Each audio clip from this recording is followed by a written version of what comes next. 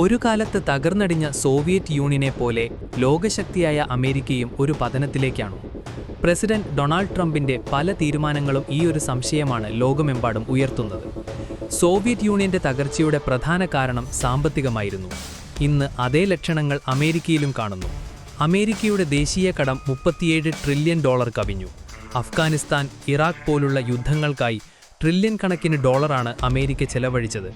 ഇതിന്റെ ഭാരം സാധാരണ ജനങ്ങളുടെ ചുമലിലാണ്. അധികാരത്തിൽ തിരിച്ചെത്തിയ ട്രംപ് തുടങ്ങിവെച്ച വ്യാപാര യുദ്ധങ്ങൾ അമേരിക്കയെ കൂടുതൽ ഒറ്റപ്പെടുത്തുകയാണ്. ചൈന, ഇന്ത്യ തുടങ്ങിയ രാജ്യങ്ങളിൽ നിന്നുള്ള ഉൽപ്പന്നങ്ങൾക്ക് വലിയ നികുതി ചുമത്തുന്നതുവഴി അമേരിക്ക പതിറ്റാണ്ടുകളായി കെട്ടിപ്പടുത്ത വ്യാപാര ബന്ധങ്ങൾ തകർക്കുകയാണ്. സാമ്രാജ്യങ്ങളുടെ ശവപ്പറമ്പ് എന്നറിയപ്പെടുന്ന അഫ്ഗാനിസ്ഥാൻ സോവിയറ്റ് യൂണിയന്റെ പതനത്തിൽ വലിയ പങ്കുവഹിച്ചു. അതേ അഫ്ഗാനിസ്ഥാനിൽ അമേരിക്ക 20 വർഷം യുദ്ധം ചെയ്തു. ഇപ്പോൾ അവിടേക്ക് വീണ്ടും സൈന്യത്തെ അയക്കുമെന്ന ട്രംപിന്റെ ഭീഷണി അപകടകരമായ സൂചനയാണ് നൽകുന്നത്. ഡോളറിനെതിരെ മറ്റു രാജ്യങ്ങൾ ഒന്നിക്കുന്നതും അമേരിക്കയ്ക്ക് വലിയ ഭീഷണിയാണ്.